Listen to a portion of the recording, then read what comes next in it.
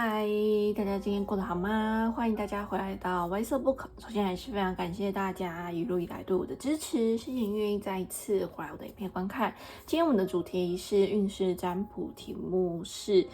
有什么样出乎意料之外的这个好运？选项有的只有分别是1、2、3。好，那大家可以依照直觉看我们哪一组牌卡在发光，或者是选项小物比较吸引的目光。第一组是这个望向倒映的湖泊，那搭配的是这个粉红色的米菲兔。那第二组是地藏尊，然后搭配的是这个黄色的米菲兔。第三组是这个感谢与爆炸的庆典。好，搭配的是这个灰色的米菲兔。那大家可以依照直觉看我们那一组牌卡在发光，或者是选项小物比较吸引你的目光，选择的时候尽量用直觉去感受就可以了。那我的影片在一开始都会有一个小小的一个前言，随意跟大家分享我最近发生的事物啊，或者是突然的一个感想，或者是体悟，那都没有一个特定的一个主题。所以如果你觉得你没有兴趣的话，或者是没有多余的一个时间，都可以直接跳到下方的说明栏，里面都有时间轴，直接观看你所选择的这个选项，听解牌就可以了。那最近的我发布的一个影片，应该都会有字幕的功能，那大家可以去开启字幕的一个功能。如果你有需要字幕的话，如果你有需要字幕，或者是在影片上没有看到字幕的话，都可以去开启。那有时候我会把它直接先在影片里面。对，那我现在还在考量哪一种方式是更符合大家的喜好的。对，就是怎么样大家是比较方便的，因为镶在里面可能就是有时候会挡住可能牌卡啊，或者是选项啊小物的一个地方。那可是如果是用 YouTube 的后台的话，变得大家要额外去点选有字幕那个选项，字幕才会跳出来。所以我还在考虑要直接镶在影片比较好，还是透过这个 YouTube 的这个后台去加这个字幕，那由大家来点选。对，目前还在考虑这两种方式。对，那今天的主题是出乎意料的这个好运。那会做这一个主题，主要是最近发生一件还蛮幸运的事情的。对，所以跟大家分享。那分享这个喜悦，然后也特别做了这个主题，希望可以为大家带来一些好运。有一天就是回家的时候，就看到桌上有一封信这样子，然后想说，怎么会有这封信这样？没有看过的一种形式。对，然后打开来看，就是发现这个之前有申购的这个股票，然后中签了。对，那其实一直以来我好像我都会去尝试的去申购看看。对，但是好像没有一次是中奖的。那加上我自己本人啊，不管是统一发票啊，或者是这个乐透啊，或者是什么，其实真的很少中奖，就是没什么偏财运可言这样子。所以其实虽然会想尝试，但大概知道自己没有这么好的一个运气，所以其实每次都是落空的一个情形。那这次突然收到这一封信，那他是通知我这个股票有中签这样子。对，那还蛮意外的，那也很开心。这个感觉像是宇宙跟天使给我的一份礼物这样子。对，所以很开心，也觉得很幸运。那跟大家分享这一部影片。对，所以如果大家跟我一样也是偏财运比较不好的人，还是可以偶尔还是可以相信一下，可能奇迹啊，或者是这个好运啊，会来到你的一个身边。那最近其实有特别去聆听一些，因为刚好在待业中嘛，或者是正在找工作的一个情况。对，所以有时候会比较，我觉得心情可能会有点彷徨。对，所以我最近其实偶尔会去点开来那一种类似吸引力法则的一个音乐。对，它就只是单纯的一个音乐这样子。那它可能就是祝你这个财运滚滚啊，或者是会有这种大笔的一个金钱的一个流入啊。对，因为有时候可能真的也只是想要放松或者是安抚自己的一个情绪，那也知道这个时间是暂时的或者是一个过渡期，所以最近突然点进去听这种类似相关的这样子的一个吸引力法则的一个音乐吧。对，那我觉得其实不管它有没有效，但可能那个音乐其实也让你蛮放松，或者是听起来蛮舒服了，或者是听完之后可能会稍微有一点正能量的一个感觉，或者是莫名的一个信心，可能就觉得或许明天后天会有很好的一个幸运的一个事件发生。对，那就听着听着，最近真的是最近我才开始听类似这样子的一个音乐，之前我可能会觉得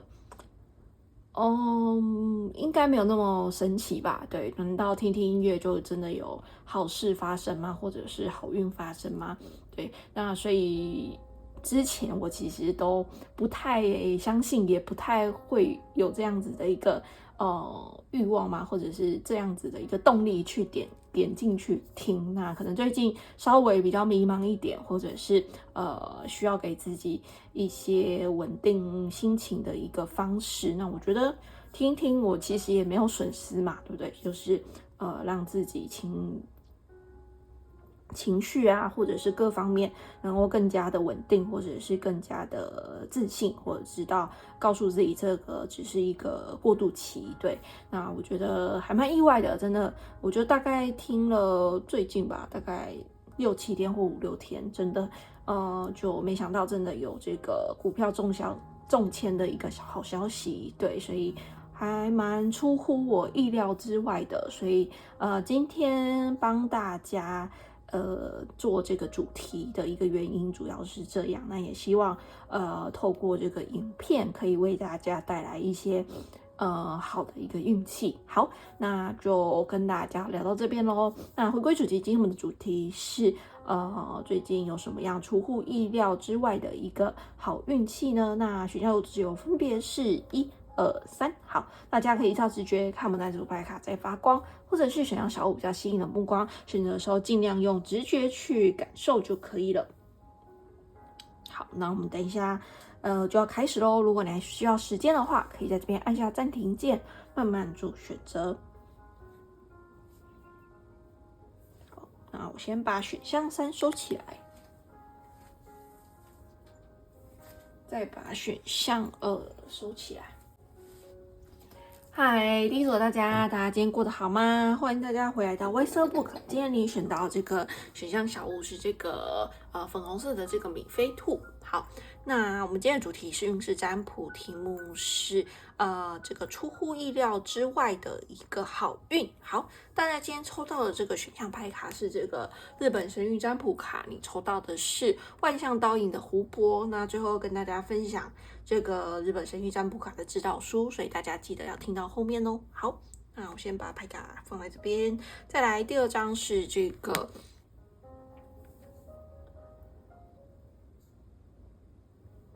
self-reflection， 代表的是自我的反省啊，或者是跟自己的一个对话。它代表的是17号，可能是你生日的一个日期，或者是你的一个年龄。好，再来是我自己手写有关一些单字或者是一些句子。那你今天抽到的是 love 爱。好，然后再来是 Wisdom of Oracle 神谕卡，抽到的是42号，代表的是 Chopwood， 代表是这个少种。好，那42号可能是大家的一个年龄，给大家当做一个参考，但是不一定要是。再来是绿魔法神谕卡，在这边你抽到的是17号，代表是龙蒿有再生的一个意思。好，那有2个17号，所以有可能这是大家的一个生日重复的一个讯息，还蛮强烈的。那或者是大家如果对天使数字不排斥的话，可以尝试看看天使数字1717有没有代表什么样的一个意思。好，接下来是这个 OK Tarot， 抽到的是 Chariot 战车牌。好，然后再来是 The Lysis Tarot， 抽到的是 Seven of Wands， 是权杖7。好，然后再来是这个 Gateway of 这个 Activity Activation Oracle 这个光启门户神谕卡，抽到的是 Higher Heart Activation， 代表的是更高的一个心。然后 Divine Love Your Heart is Healed， 你的心正在被疗愈者放下这个防护罩，那相信这个宇宙跟天使的爱，那你的心正在被疗愈着。好，感觉是非常有能量的一张牌。好，再来是独角兽的牌卡，大家抽到的是25号，代表是 Caring Community， 代表是一个非常有爱的一个社群啊，或者是团体。那他说 Participate and belong。enrich your life， 他说透过这个参与啊，还有这个归属感，会丰富你的一个人生。好，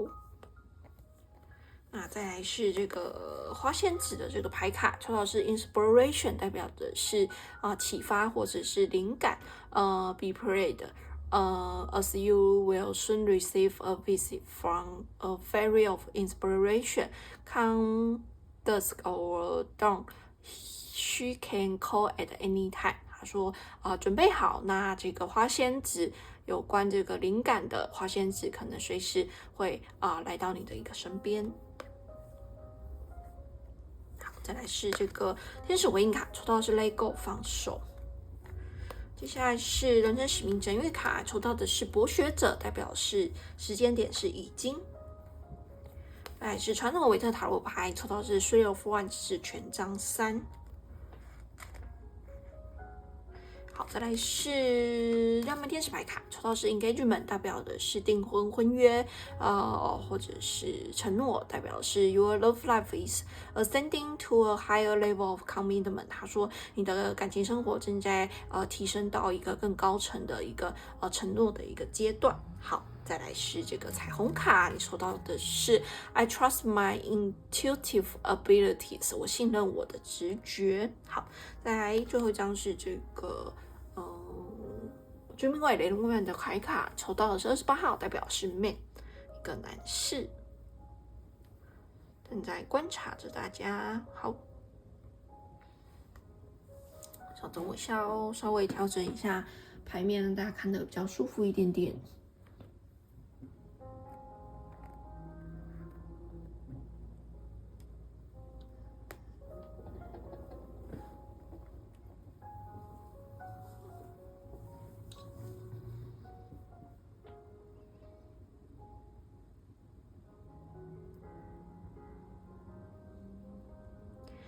好，第一组的大家，将会有什么样出乎意料之外的一个好运呢？好，我觉得很棒的是，我觉得大家应该现在面临到了一个突破点，或者是一个转变。好，那这个转变是过去可能大家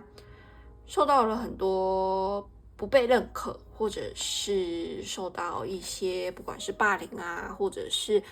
一些反对啊，或者是一些批判啊，不谅解啊，对，给我这样子很多的这样子的一个能量，就是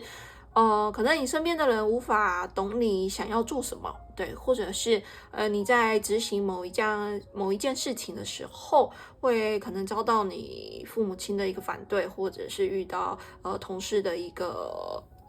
反对，或者是他们有什么样的一个意见啊，或者是有很多的一个批评啊，觉得你做这项专案不会成功啊，或者是方式不对啊，反正在你在做的一个过程中，他们就有很多的一个意见，或者是很喜欢给你下一个指导棋，对，给我这样子的一个感觉。或者是如果你是学生的话，可能你的一个父母亲，或者是你们家中的一个长辈，会一直干涉你，可能你想要选什么科系，或者是你想要读什么样的一个学校，那他们都是非常有意见的，或者是很有他们自己的一个想法。但其实这个决定权应该是在你的一个身上，对。那但是大家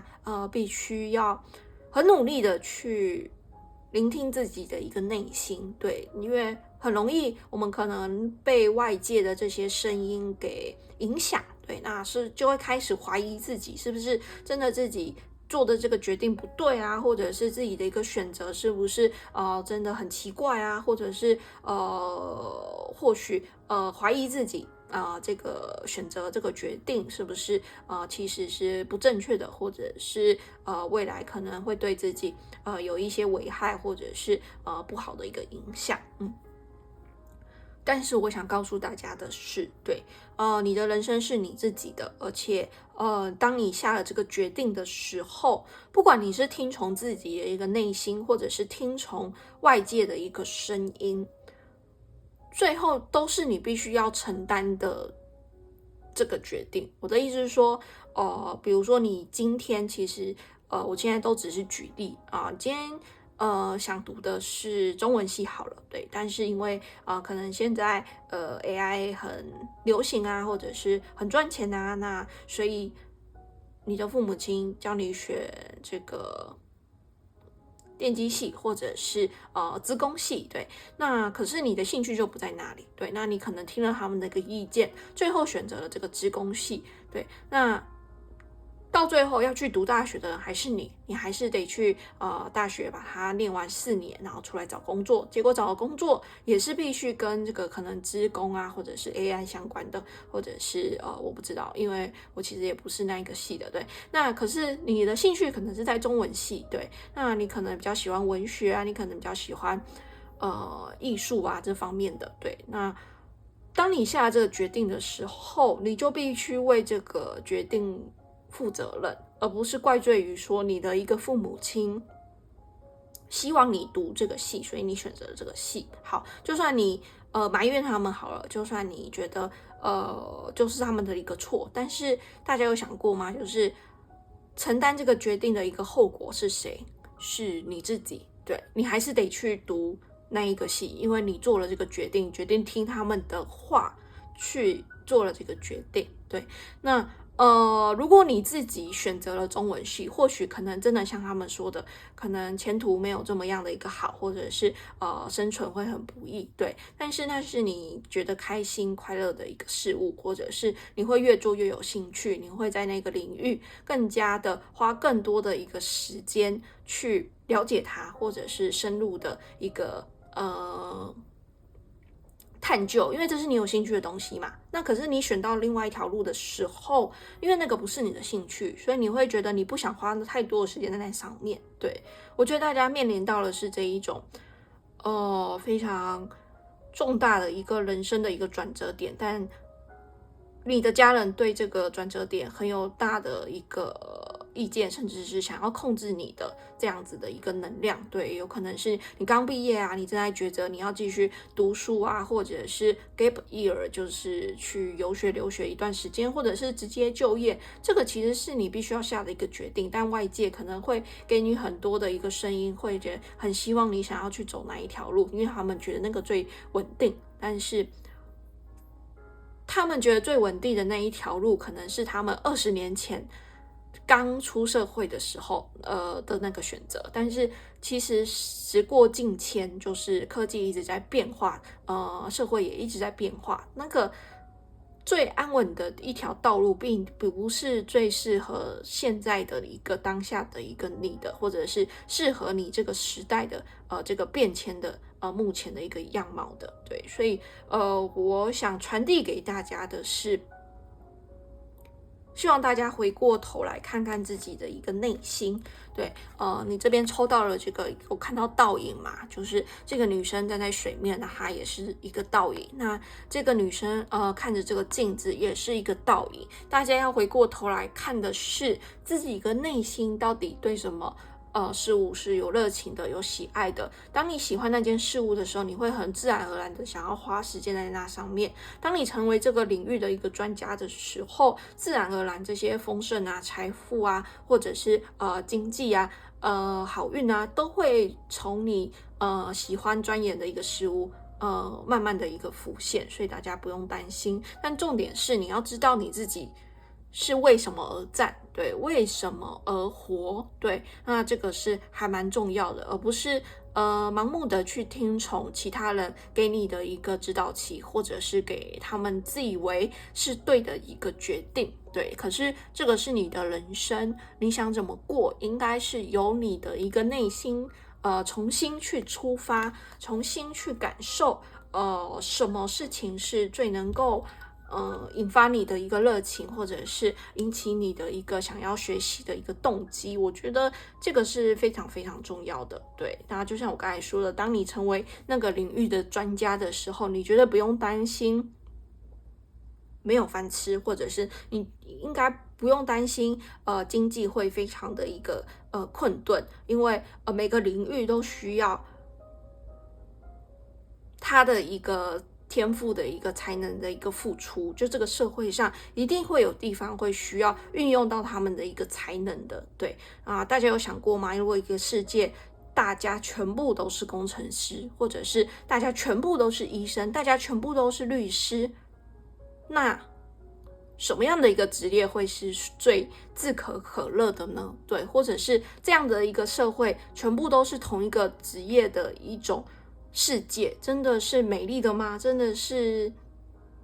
平衡的吗？真的是会让人家开心的吗？或者是这样子的一个世界，它根本就不存在，因为这个世界需要各式各样不同的一个职业来去帮我们的整个生活应付我们的一个食衣住行娱乐，对，需要吃饭需要有人当农夫需要有医生看病，好，需要有科技的人才帮我们发明这些非常先进的一个科技，也需要一些电影或者是写书的艺术家来帮我们滋润我们的一个心灵，所以各个方面各式各样的一个职业都有它可以发挥它的一个长才的一个地方，绝对不是只有一个职业才值得我们去追寻，或者是一头热的去追求。我觉得重点是那个职业或者是那个科系是不是你所想要的，是不是你发自内心喜欢的。对，那我觉得这个是大家可以再好好的一个想想的一个地方。对，那我觉得这个是大家出乎意料之外的好运，我觉得大家会学习着去聆听你自己的一个直觉，然后去抛开这些外界给你的一个各种不同的一个杂音，去愿意相信你自己，然后会从你的内心中得到一些启发或者是灵感啊，继续勇敢的在你所想发展的一个领域有热情的继续的一个走下去，我觉得非常非常棒。那宇宙跟天使也会常在旁边辅助你，可能提供你一些好点子，可能提供你一些好的资源去发挥你的个天赋跟长才。其实我们来到这个世上啊，是去努力的去做一个最独一无二的自己啊。我们不是生来就是让每个人都走一样的一条道路，那这个世界多么的无趣，又多么的一个单调。所以大家其实在这个生命之中啊，应该要去活出真正的一个自己。对，那当你太过的去在意他的那个想法，或者是想要符合可能父母亲的一个期待啊，社会大众的一个价值观的一个期待的那很多时候你就会迷失方向，你就会迷失自己，而且会变得越来越不快乐。对，所以我觉得这个是大家很棒的事，可能在很早的一个人生的一个阶段，你就发现自己所热爱的，或者是你自己所喜欢的一个事物，那我觉得你会变成那个领域的一个佼佼者。好，对，所以过去的一些批评的声音啊，或者是影响你的一个杂音啊，就放手的让它清除掉吧，让它流过吧，流过你的一个身体，流过你的耳朵，但是要不要听进去，却是你的一个选择，甚至最后做的一个决定，也是你应该要去承担跟负责的。所以，与其去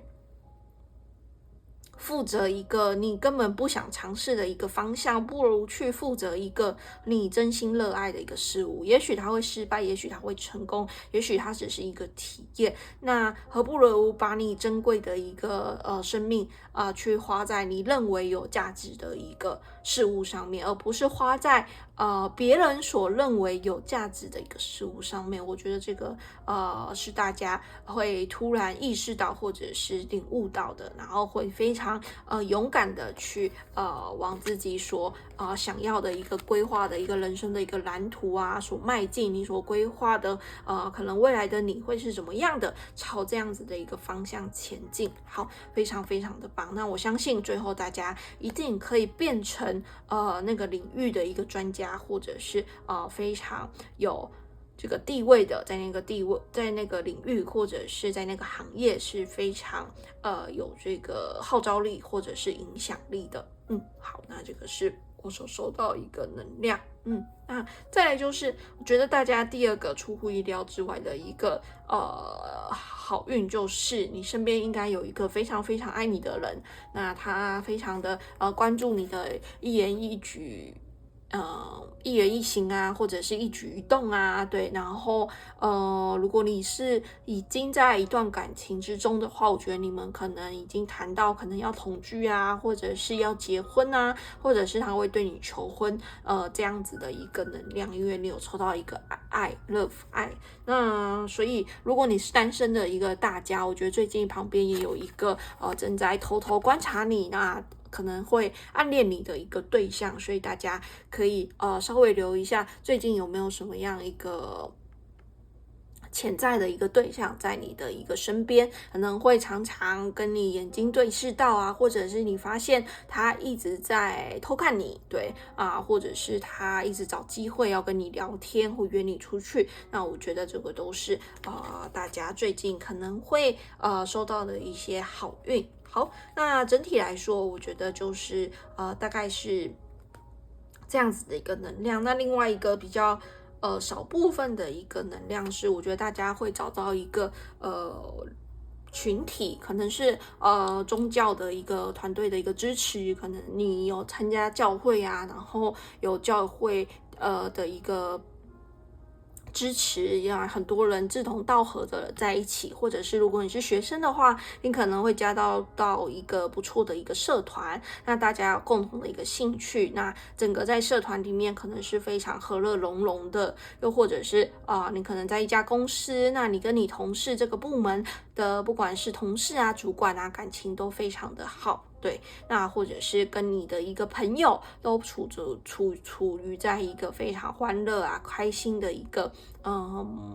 状态，对，就是可以分享你们彼此的一个生活，分享你们彼此的一个爱好。那我觉得非常非常棒，大家应该会有找到一个团体是非常让你有归属感的，也或者就是像我们的塔罗占卜影片，大家可能透过我的影片来到我的一个频道之中，那来到这边，那我们可能是同一个灵魂家族，或者是价值观方面，或者是在想法方面，或者是遭遇的一些事件上面来说是比较相似的，对，因为可能有时候占卜师在讲他的一个价值观或者是他一个想法的时候，如果频率比较不一样的话，他可能就会听不下去，就会离开了。那或者是我在讲到一些人生的一个经验的时候，刚好就是跟大家的一个所经历到的一个事件非常符合的话，那你就会更常愿意的留下来听我的一个占卜，或者是我的一个解牌。对，所以其实这另外一方面也是另外一个群主的一个意识的一个表达。好，那我相信相似的一个能量还是很容易被吸引在一起的。好，那这个是这几个是我看到的第一组的大家这近期出乎意料之外的一个好运。好，那就恭喜大家喽！最后再帮第一组的大家念一下日本神谕占卜卡，今天抽到的是万象倒映的湖泊。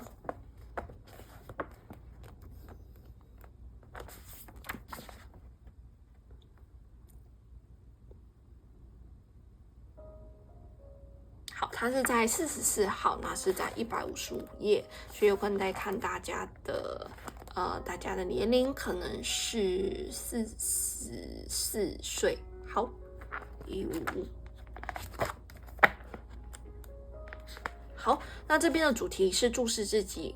放开幻想，承认自我。牌卡的物语是：你要搭船离岸，来我身边，我会映出你的身影。请看看你自己的模样，专心致志。只要你能看见瞳孔深处，就能够摆脱幻觉，与自己合为一。请由衷的喜爱自己吧。好，那牌卡的奥义是有道是明镜止水，当水面毫无波纹时，看起来就像清澈透明的镜子，镜子能够清楚地照映出一切，而湖精灵就像是一面镜子，劝你仔细地观察自己。我们的心中都有一座美丽的湖泊，当心情纷乱时，湖水就会起波澜，掀起波澜的湖面要照应自我，只会照得歪七扭八。当我们与他人比较时，心湖就会瞬掀波澜。当你拿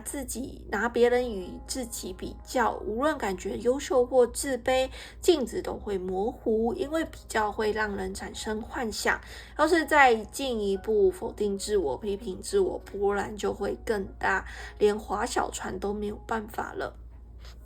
为了离开现实的水岸，看清自己的模样，请拿起桨，划着小船到湖上吧。现在是你注视自己的时候，你是永恒不灭的灵魂，跨越悠久时空，记述过许多的肉体。湖水上或许会映出你的前世。我们一路走来，已经从各种角度体验过地球的面貌了。只要安抚心湖，就能从湖中倒影，看看你完整的灵魂。就像满月倒映在清澈的水面上一样，你认为自己欠缺什么或哪里不够都是幻想，请接受完整的自己，爱自己。只要你觉得做自己很舒服，幻想就会被你赶走。在你开悟之前，自己之外的森罗万象都是你倒映你的镜子。别忘了你平时见到人有什么感想，其实就是你把自己投射在那个对方那座湖上的影子。当你超脱幻象，我们映在水面上的就不是虚像，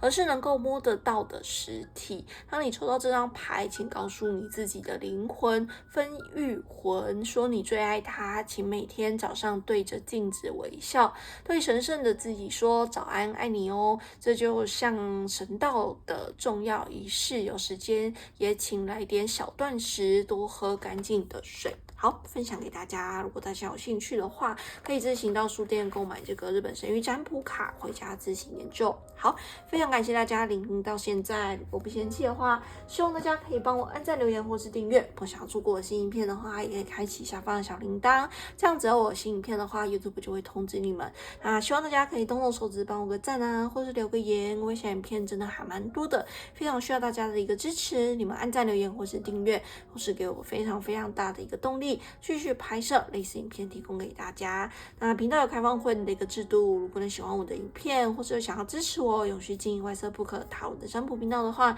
也很欢迎你透过加入会员的一个方式来支持我，有足够的一个时间、经费还有能量，继续帮大家拍摄类似影片提供给大家。好，那今天我手上戴的手环也是我自己制作的手工的一个水晶手环，所以如果你有喜欢的话，也可以到我的虾皮卖场走走逛逛哦。好，那我们今天解牌就到这边咯，祝福大家都有美好的一天啊！也很感谢老朋友一路以来对我的支持，谢谢你愿意再次回来我的影片观看，不管你是按赞、留言，或是订阅，或者是加入频道的会员，或者是购买我的手环，又或者是给予我超级感谢小额捐款的赞助，真的都非常感谢大家运用实际的一个行动来支持我，很开心能够透过这个频道认识大家，希望我的频道可以让更多的人认识塔罗牌跟神谕卡，而不仅仅只是把它们当做算命啊迷信的一个工具。其实它是一个很好认识你自己的一个媒介，透过塔罗占卜影片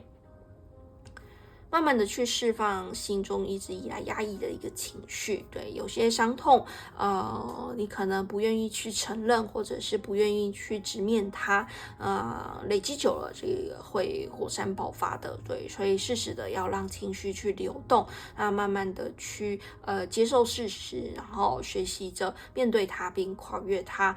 当你跨越它的时候，你会发现自己已经跟以前的你已经变得截然不同了。好，那我相信歪色不可塔罗还有这个塔罗牌跟神谕卡会非常温暖的陪伴在大家身边，帮助大家去度过这个低潮跟难关。好，那我们这期白到这边喽，祝福大家都有美好的一个周末，我们下次见喽，拜拜。好，第一组结束喽，感谢大家聆听。如果不嫌弃的话，希望大家可以帮我按赞、留言或是订阅。想做过新影片的话，也可以开启下方的小铃铛哦。感谢大家的一个支持。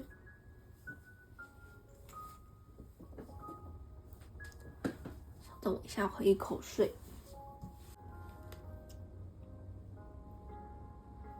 嗨，第二组大家今天过得好吗？欢迎大家回来到歪色 book。今天我们的主题是运势占卜，题目是这个出乎意料之外的一个惊喜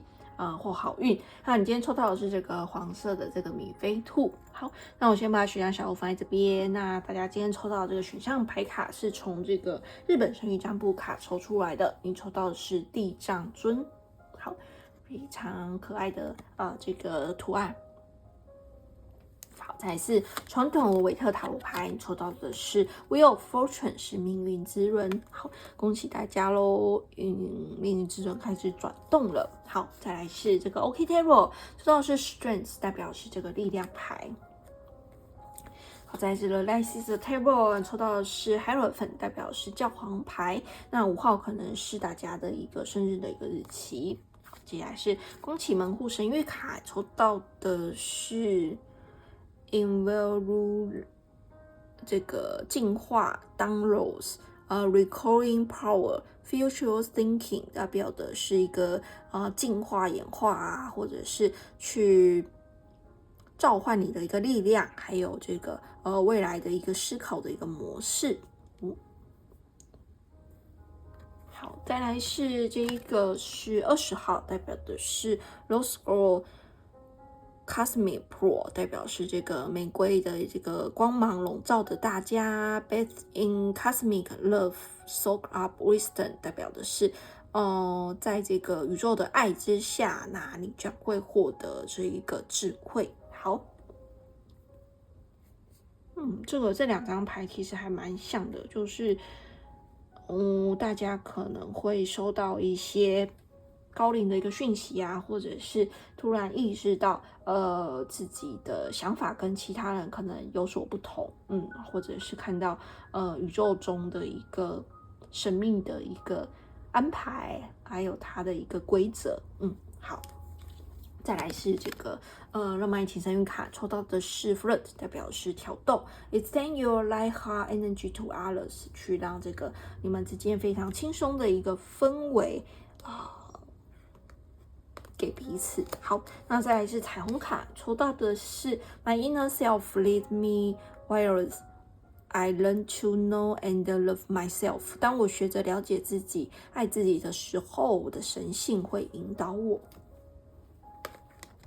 然后再来是这个花仙子牌卡，抽到的是 Abundance， 那也是这个花仙子的这个神谕卡的这个封面，盒子的一个封面。你今天抽到的是，他说的是 Prepare yourself for incoming abundance, release any mental blocks you may have. In fairyland and human land, there is enough abundance for everyone。 他说准备好你自己去接受这个即将来临的丰盛，去释放掉一些可能心灵的一个限制啊，限制性的一个想法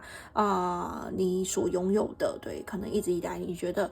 要很努力我才能获得这个丰盛，或者是有钱人是罪恶的这一些非常限制性的一个丰盛。当你愿意去放掉这些限制性的一个想法的时候，这个丰盛可以更快的流入到大家的一个生活之中。而且这边说的是这个宇宙的这个丰盛啊，绝对是丰盛到可以给任何的每一个人的。对，所以它是不会有匮乏的，不会不足的，所以大家当你愿意去释放掉这个限制性，觉得只有少数人能够获得丰盛，或者是我必须要很努力很努力我才能丰盛，这个限制性的想法，其实如果稍微改变一下，我相信你的生活会过得更加的怡然自得。好。再来是这个天使回应卡，抽到的是 No need to worry， 他说不需要太过的一个担心。好，那再来是 Wisdom Oracle， 抽到的是 Blessed， 代表是被祝福的。那这个数字是22号，可能是大家的年龄啊，或者是生日的一个日期，很棒哦。今天的能量大家还蛮不错的。再来是12号，代表的是双磨有感情的一个意思。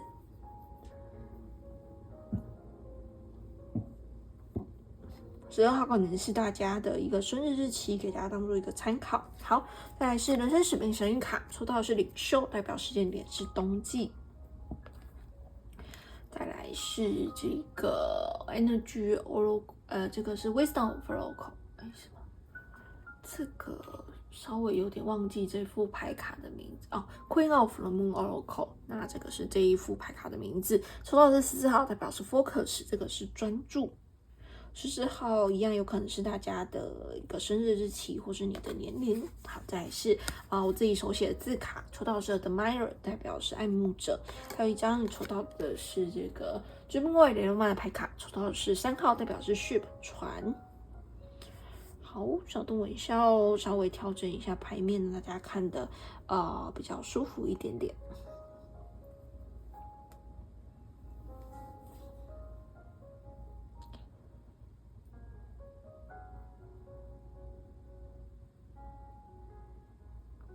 好，第二组大家出乎意料之外的一个好运会是什么？好，我觉得大家在这一段期间，或者是最近可能有发现自己的一个灵性的成长，有大幅度的一个提升，甚至是突破，对你更加了解到整个宇宙它都是这个由爱组成的。那当你沉浸在宇宙跟天使的一个爱，我这边指的这个宇宙跟天使，大家如果有自己信仰的一个宗教，你可以换成你信仰的一个神旨，对，那我这边会统称以宇宙跟天使来带过，对，那我会觉得大家已经领会到了一些灵性的一些神秘的一个讯息，或者是你可以接收到宇宙可能偷偷的在暗示你，或者是指引你，对，可能从不管是天使数字啊，或者是一些特别的一个符号，或者是一些广告，或者是书籍，或者是电影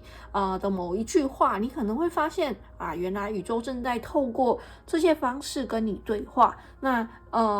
带领你走向一条轻松不费力的一条路，对就可以达到可能丰盛啊，或者是富足啊，或者是幸福的一个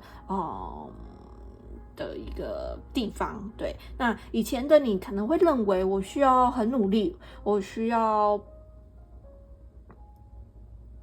很用力才能走到那一个地方，但其实你现在了解到了，其实一直以来你都不需要太过的勉强自己，或者是逼迫自己，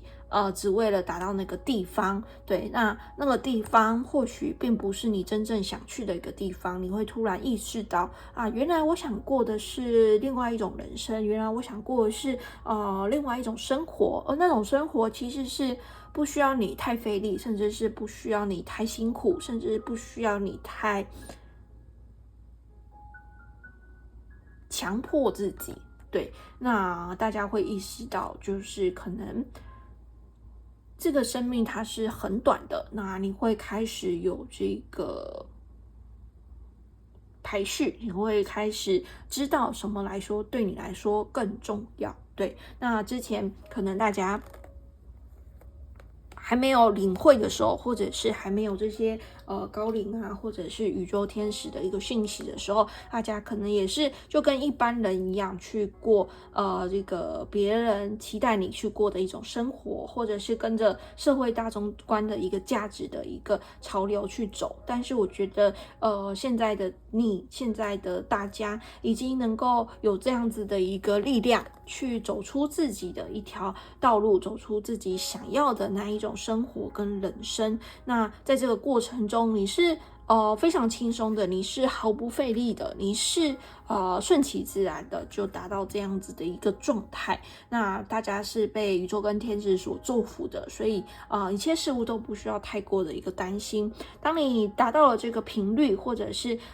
你领悟到了这个宇宙跟天使的或者是这个宇宙的一个规则的运行的一个道理之后，你会发现自己走得越来越顺畅，你会发现自己突然有很多的一个好运啊、丰盛啊，甚至是贵人啊，来到大家的一个身边。那做起事来毫不费力，甚至是之前一些限制性的一个想法，慢慢的被大家给打破了。你会发现，哇，原来事情可以这样子呈现，原来财富可以这样子的一个获得。过去大家所想的财富获得，可能就是努力工作，对，那去领这个朝九晚五的一份工作，但你可能没有想过，这个金钱或这个财务，可能透过不管是继承啊，不管是透过投资啊，不管是透过副业啊，不管是透过朋友啊，或而得到一笔非常幸运的一笔金流流入。对，那这个可能是你之前从来没有想过的。对，大家可能觉得只有某一条路，就是当个公司的一个员工，那每天准时的去上班，但你没有想过，其实还有另外一种生活的样貌，另外一种生活的一个方式，来去获取这个幸福，来去获取这个丰盛。就是其实这个丰盛它的一个管道是非常非常五花八门的。对，大家愿意去放开你那个限制性的一个想法，愿意去放开这个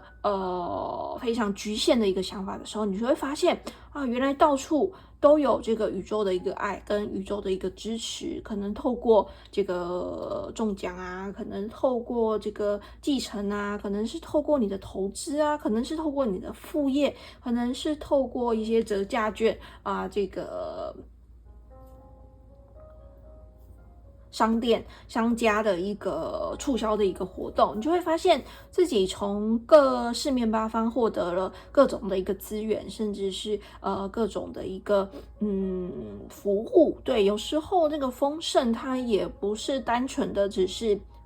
金钱财富，而是那种满足感。对，你会发现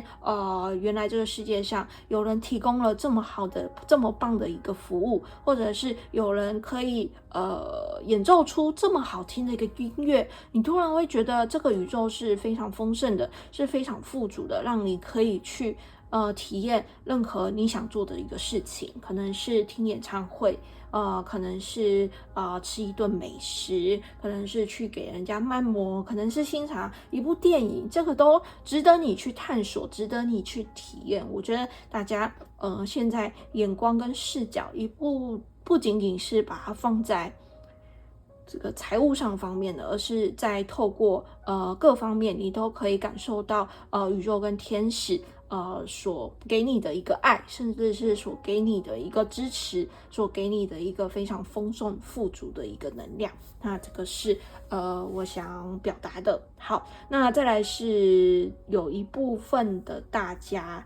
如果你有想要当这个领导者，你有想要当这个可能是这间公司的一个管理阶层，或者是这个学校这间班级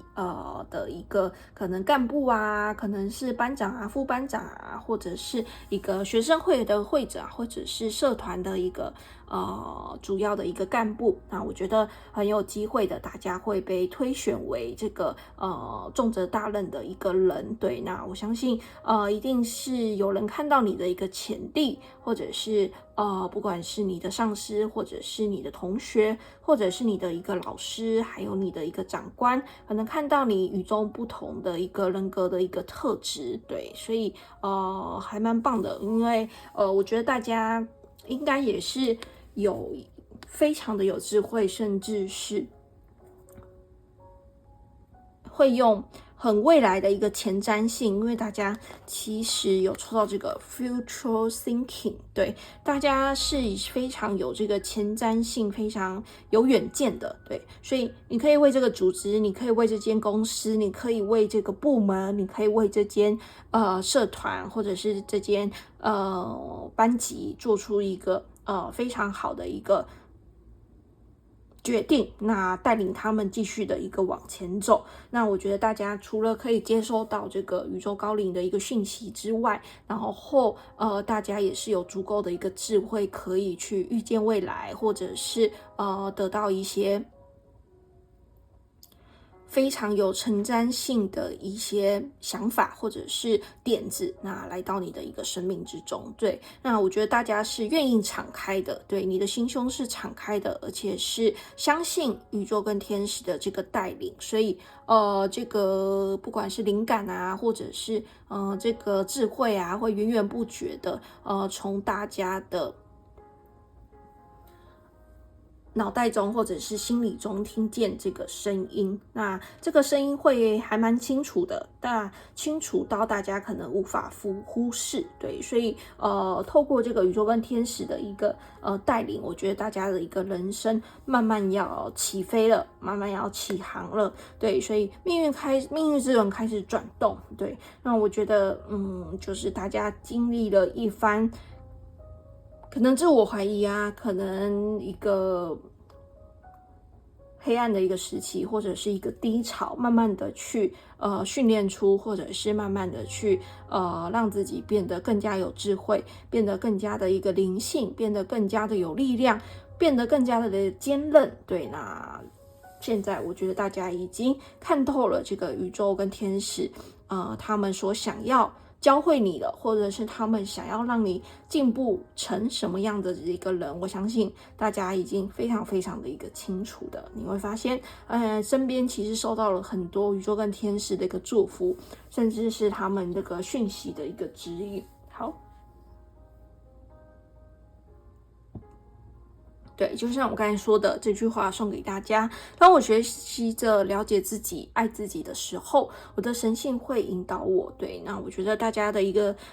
神性啊，或者是灵性啊，应该真的是到了一个蛮高深的一个地方了。那在感情上方面，我觉得最近可能也有爱慕者会出现在大家的一个生活之中，可能会发现有人跟你告白啊，或者是有人偷偷的在观察你啊，或者是你跟某一个人会突然的有这个暧昧的一个氛围，有这样挑逗的一个机会。所以如果有这样子的一个人选出现的时候，那也不要浪费掉，对，就好好的接收这个桃花运啊，好好的谈一场非常浪漫啊、开心的一场恋爱。其实有时候要遇到这样子的一个人，让你可以做回真正的你自己，然后非常轻松的跟他相处，其实是非常非常不容易的一个事情。所以如果真的有遇到这样子的一个缘分，那也不要轻易的让他就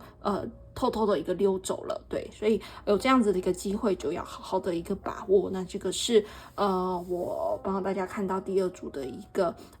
出乎意料之外的一个好运。第一个就是在灵性的成长方面，大家几乎已经是佼佼者了，那还蛮厉害的。对，那我相信大家的一个视角跟视野已经跟一般人有所不一样的。那这样高频的一个你，其实可以吸引非常多的一个祝福跟丰盛来到大家的一个身边。那你是被这个宇宙啊、天使啊，或者是你信仰的一个神子的一个爱所保护着。那大家继续前进就好了，不需要太过的一个担心。那如果有想要谈恋爱的大家，我觉得最近很有机会遇到一个非常价值观相同啊，或者是让你有这样子恋爱氛围的这样子一个人，可能你都觉得自己可能再也不会恋爱了，对，再也不会心动了。那没想到遇到这样子的人，还是难免的会受到他的一个情绪的一个影响。那我觉得非常非常棒，因为要遇到这样子的人其实不容易，那就好好的敞开自己的一个心胸，去体验看看谈恋爱是什么样的感觉，那有男朋友或女朋友会是什么样的感觉，可以跟他一起可能吃饭啊、看电影啊，或者是聊聊天啊，对，那我觉得都是很棒很棒的一种体验。好，那再来就是大家会被推举为这个领袖的机会还蛮大的，因为大家的一个远见，还有大家的一个前瞻性是做一个领导非常非常领袖非常非常重要的一个特质。好，那这个是我想跟大家分享的。那最后再帮第2组的大家念一下这个日本神谕占卜卡，今天抽到的是地藏尊。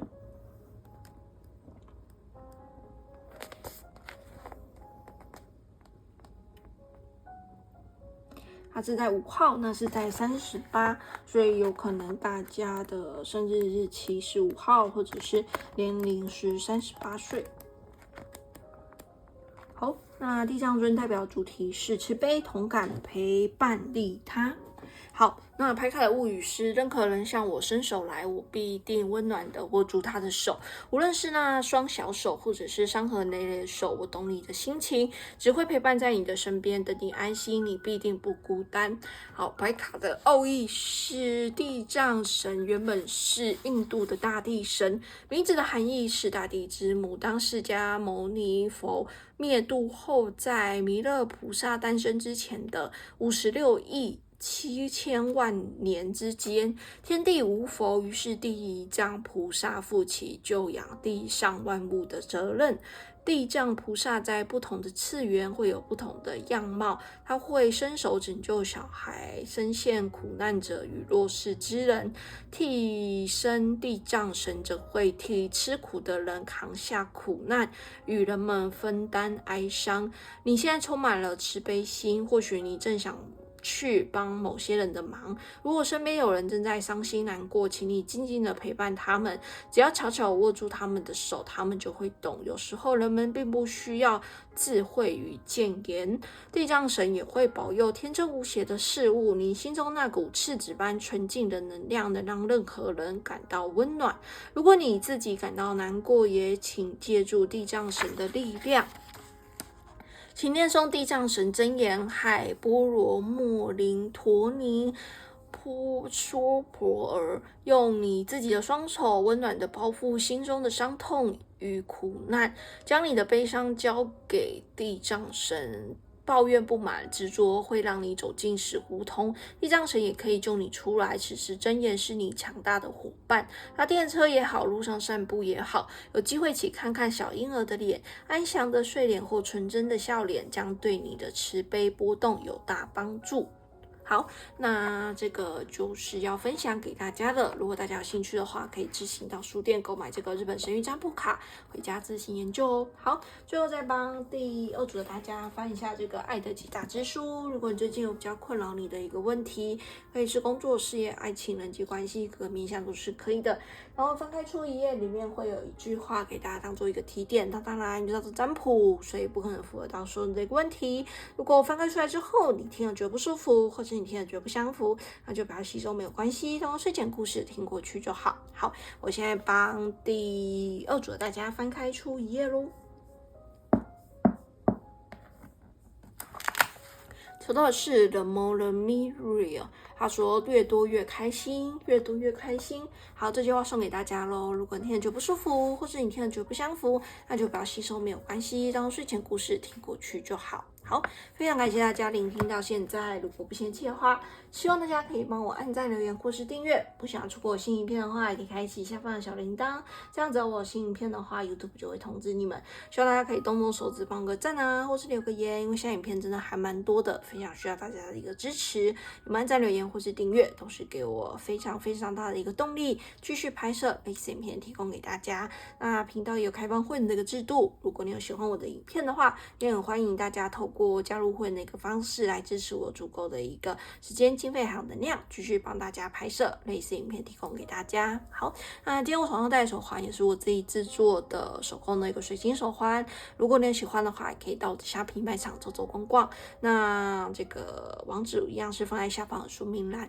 好，最后还是非常感谢老朋友一路以来对我的支持，谢谢愿意再次回来我的影片观看，很开心能够透过这个频道认识大家。我相信有人点进来的你都是一种缘分，希望我的频道可以陪伴大家度过一些难关跟低潮。有些事情可能无法对他人诉说，或者是在你的心中其实一直深藏着、埋藏着这些伤痛。那当你要去直面它，或者是面对它的时候，难免会很痛苦，或者是不愿意去接受。那这个过程可能会需要一个温暖的一个力量来支持着大家。那我觉得塔罗占卜就是其中一个非常好的一个方式。那当然每个人方式可能不同，可能是透过音乐疗愈伤痛，可能是透过塔罗占卜疗愈他的一个伤痛，可能是透过家人的陪伴，可能是透过专业的一个咨商透过不同的一个各式各样的一个形式。我相信大家最重要的是找到最适合自己的一个方法，或者是你都可以同时的去接触，同时的去疗愈自己的一个不想去面对的一个事实，或者是已经造成的一个伤痛或者是痛苦。对，那从不同的一个角度去疗愈它，我觉得会是有不同的一个疗愈的一个效果。所以我觉得大家只要找到适合自己的，我相信那个就是对的，或者是那就对你来说是一个好方法。那每个人适合的可能都不一样，所以我不会觉得说每个人都需要去看塔罗，或者是每个人都一定需要塔罗，而是这个方法或者是这样子的一个模式，大家有没有喜欢，或者是对你来说有没有帮助，这才是最重要的。那我相信对我来说，塔罗占卜给我很大的一个心灵的一个支持，还有非常温暖的一个力量在旁边一直守护着我，那让我度过了非常黑暗的一个时光，或者是非常低潮的一段时间点，然后我也慢慢的一个站起来了。所以透过我自己一个经验，我相信它绝对是有这样子疗愈的一个力量，所以也希望能够把它发扬光大，让更多的人知道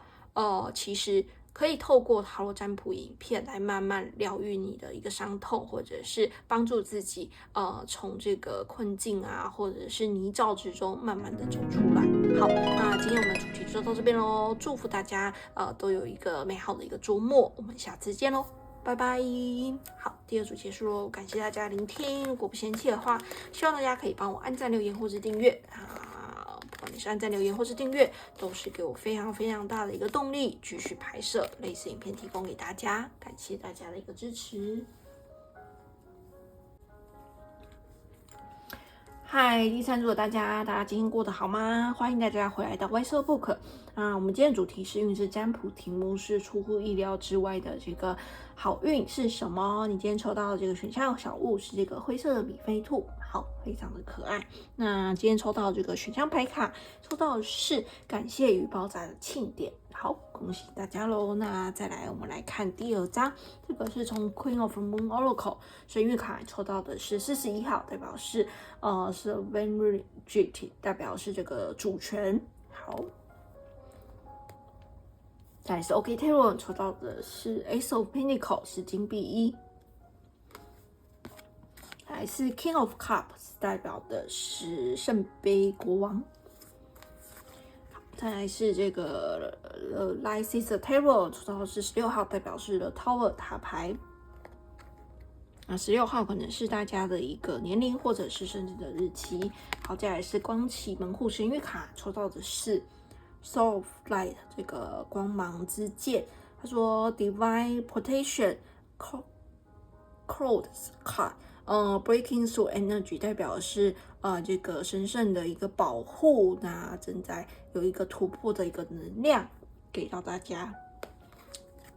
好，再来是独角兽的牌卡，抽到是9号，代表是 Open your heart， 打开你的一个心胸 ，Love yourself, dare to be vulnerable。他说去爱你自己，然后也勇敢的敢于去呈现这个脆弱的一个一面。好，非常漂亮的一张牌。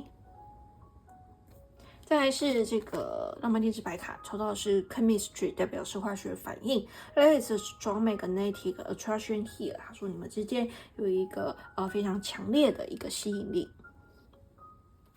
再来是这个花仙子牌卡，抽到的是 Temptation， 这个诱惑。好，他说你可能有一个不健康的一个习惯，那你可能拒绝去承认。所以可能让你觉得有一点罪恶感。那宇宙想告诉你说，去克服这些诱惑。好，可能是你很常喝含糖饮料啊，或者是很常吃一些炸物啊，对，那或者是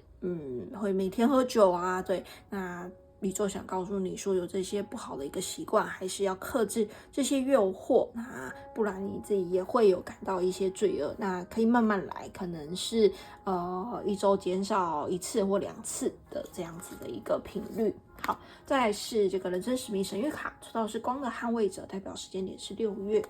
好，再来是 Wisdom of Oracle， 抽到的是 Flexible， 他说代表是有弹性的，代表是19号。可能是你的一个年龄或者是生日的一个日期。好，再来是我自己手写的字卡，抽到的是 regret， 遗憾或后悔。啊，再来是 wedding， 婚礼。好，可能最近大家要参加婚礼，会举办婚礼。那再来是这个彩虹卡，抽到的是 I am as lovable for my partner as he is for me。就我伙伴而言，我是可爱的；就我而言，他也是可爱的。好，再来是绿魔法神谕卡，抽到的是1号，代表的是胡萝卜有亲民的一个意思。好，然后再来是传统韦特塔罗牌，抽到的是 Ten of 金币口，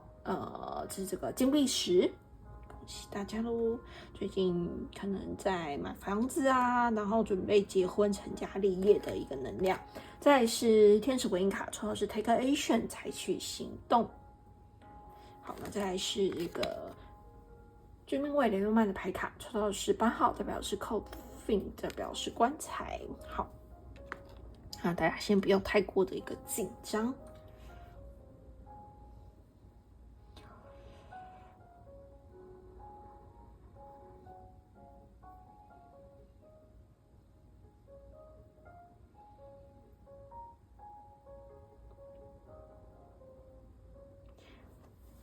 好，第3组的大家，最近有什么样出乎意料之外的一个好运呢？好，我觉得最近大家的一个能量啊，觉得被一个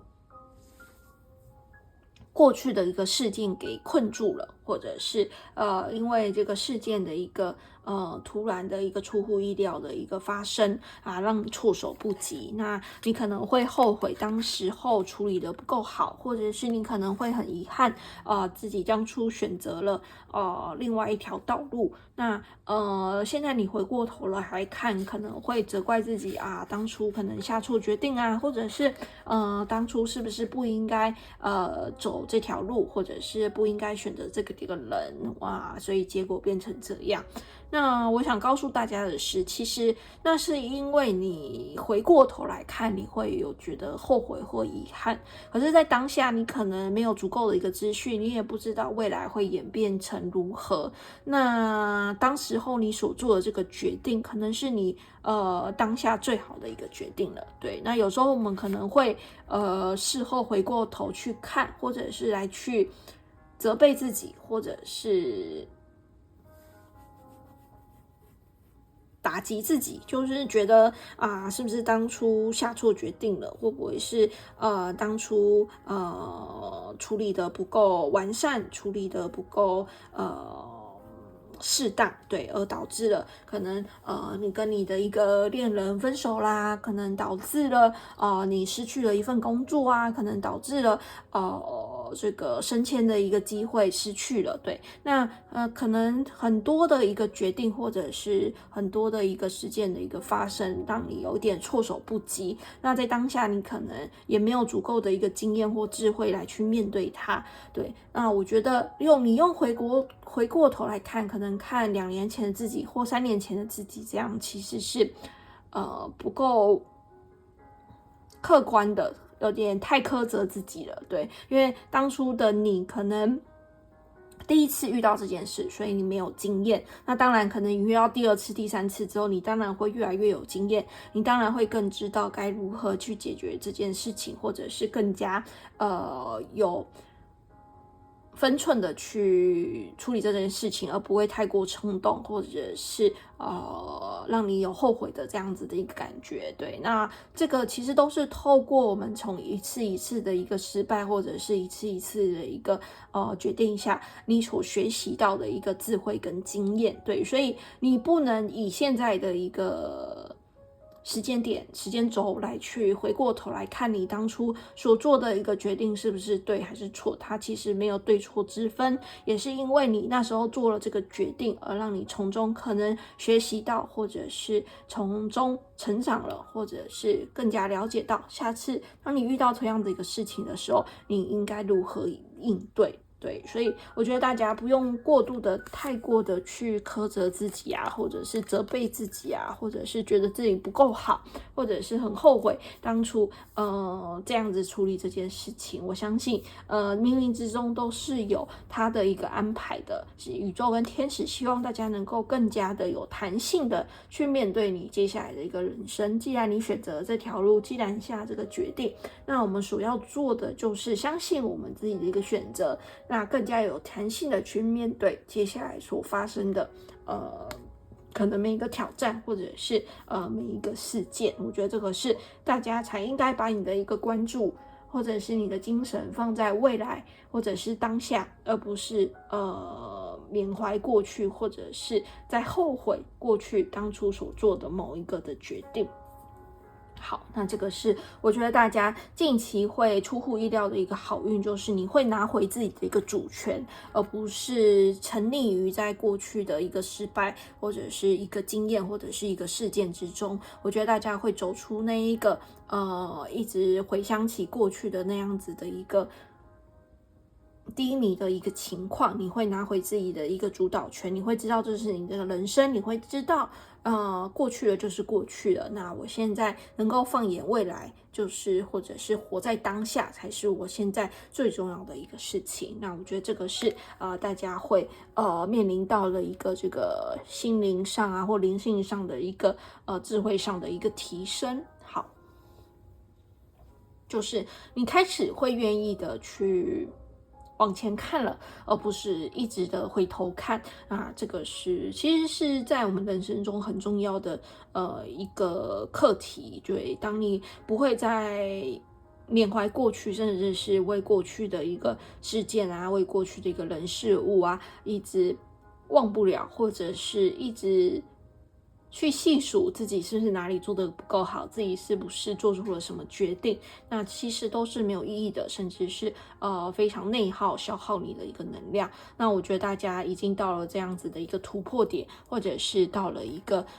转折点，就是你开始要拿回自己的力量了，你开始要打破这个过去这个比较不好的一个习性，就是你会一直缅怀过去，你会一直去懊悔，你会一直去反省自己。对，那这个反省自己，我反而觉得是太过的反省自己，而不是适当的反省自己，而是用现在非常高标准的一个你，或者是用未来的一个你来去检视当初那个可能不懂事啊，可能没有经验啊，可能刚出社会的你。那我觉得这样是非常非常不客观的，所以我觉得大家应该要拿回自己的一个力量，那专注于当下，这个才是你应该要做的一个事情。那大家会非常清楚的了解到这一刻，也会发现自己当初或者是之前可能花了太多的一个时间来去苛责自己，或者是来去后悔啊、懊悔一些事件。那当然这是人之常情。但是唯有当你走过这一遭的之后，你就会发现，重要的不是去懊悔过去发生了什么事情，而是你该为当下的你做出一些什么努力，并放眼未来。好，那这个弹性啊，还有这样子的一个看人生的一个角度是必须的，所以宇宙希望你更加的弹性一点点。好，那这个是我收到的一个讯息。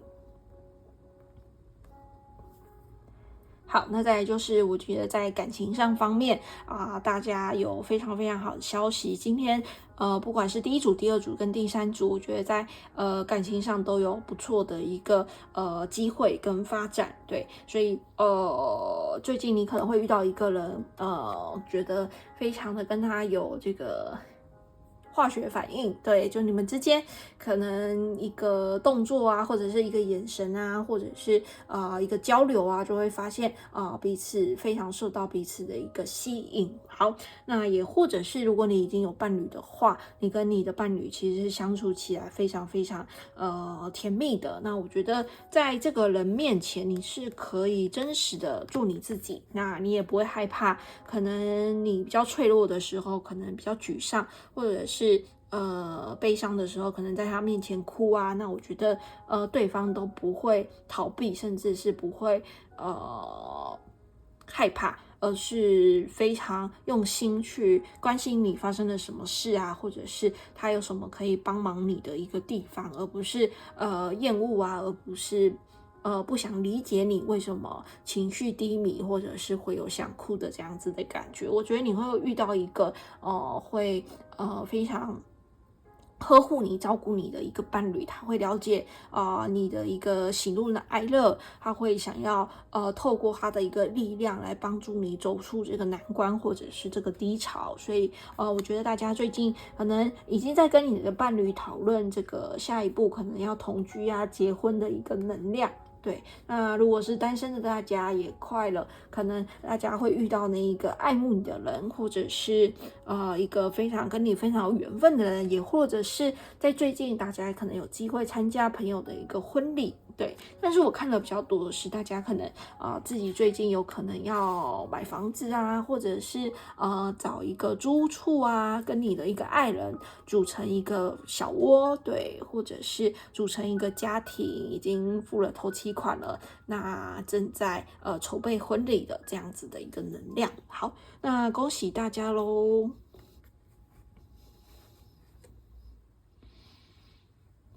那还有看到一个能量，因为大家有抽到这个 Ace of Pentacle， 可能大家最近在找工作，或者是想要转职，或者是想要转换跑道。那我觉得最近也会有一个还蛮好的一个机会，或者是你是自由工作者的话，可能会有一个合作的一个邀约。对反正是一个合约，一个机会，一个合作或者是一个提议来到大家的一个身边。对，所以大家可以好好的去期待这个新的的一个机会，可能有机会去增加你的一个财富啊，或者是为你的一个人生再创一个人生的一个高峰。那另外一个就是刚才说，大家在感情上方面会非常的顺遂，不管你是单身或者是有伴侣的大家，都可以感觉到大家会处于在那种非常浪漫啊，非常甜蜜的这样子的一段感情之中，而且这段感情它是有机会走到这个开花结果，有机会走到结婚、成家立业，或者是最后的一个阶段，可能跟对方生小孩啊，对，那一起共度下半辈子，对，那我会觉得还蛮不错的，很稳定的一个能量。好，那也是因为大家调整好了，对，拿回了自己的一个主权，所以现在的你已经不会去缅怀过去，或者是对过去感到很哀伤啊，或者是很不甘心啊，然后觉得很难过啊，因为你现在知道这一切都只是一个经历的一个过程，让你变成一个更加有智慧，变得更加厉害的一个人。好，那所以现在的你会收到很多的一个丰盛跟爱的一个流入。好，那大家也会变得更加的弹性一点。那这边有抽到感谢与爆炸的庆典，我会觉得有可能大家真的就是要举办婚礼了，可能是订婚或者是结婚，那也有可能是只是家宴。对，那我相信身边的人都会很开心，你终于找到你心爱的人，可以共度下半辈子，或者是恭喜你们找到一个新家落成的一个吃饭的一个会议啊，或者是一个宴会，对，给我这样子的一个能量。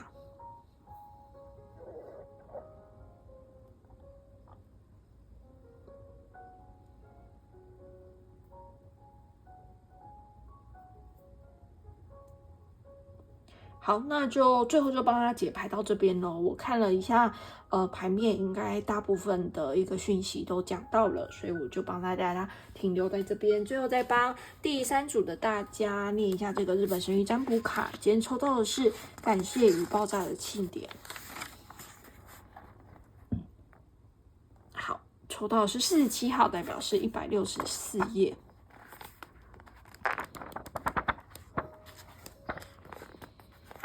那代表主题是